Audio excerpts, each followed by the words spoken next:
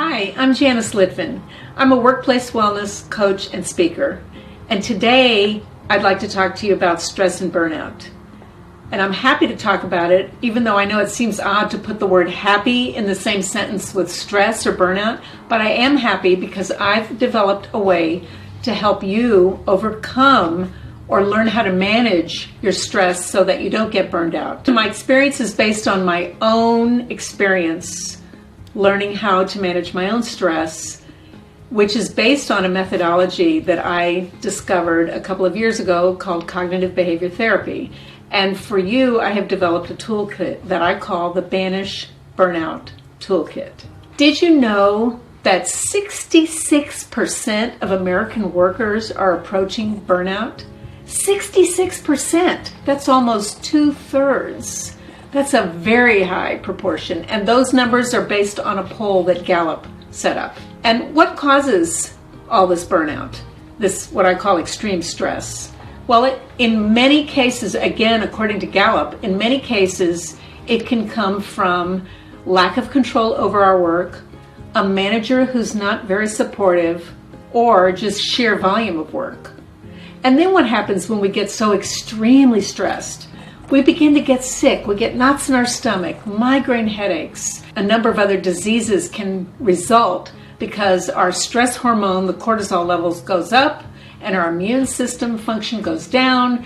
Some people even develop heart disease, type 2 diabetes, and other problems. So it's really important to you to learn how to manage your stress a little bit better. Today I'm going to talk about one of the aspects of the toolkit so that you can get a feeling for the ideas. So one of the most important things that you can learn about managing stress at work is about communicating with your manager.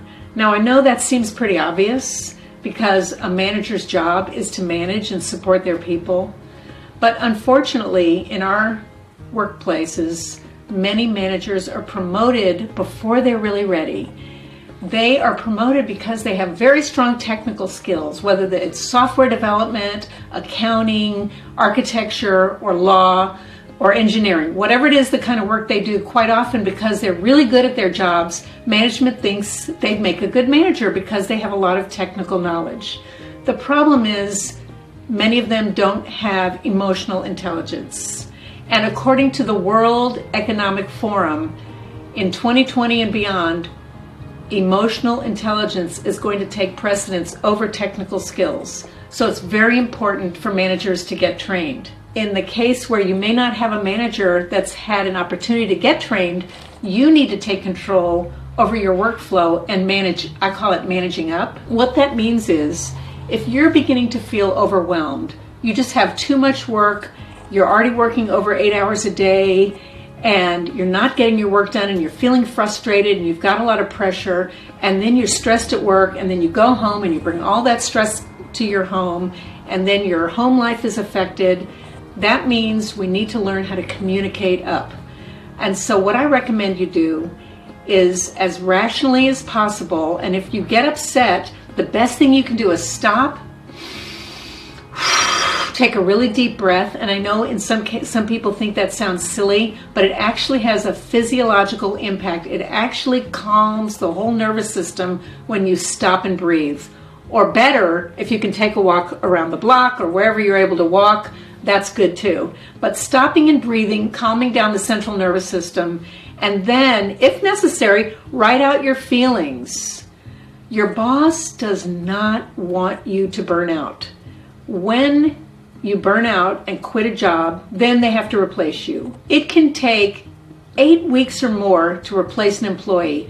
You've given 2 weeks notice or you've left the job, and then they have all those weeks with no one doing that work or some other poor person doing 2 jobs. So of course, that's not the best for the workplace, it's not the best for you. So the best thing you can do is communicate to your boss calmly. If you need to write it down first, I recommend you write it down. And go into their office and say, listen, I love working here, you're a great boss, but I'm getting overwhelmed, and I need to let you know that I'm not able to get all this work done. I'm working 40, 50, 60 hours a week, and the work is still not getting done. what can we, notice the pronoun we, what can we do to take control over the work and either offload some of it or change my priorities and or my deadlines so that we can get this work done.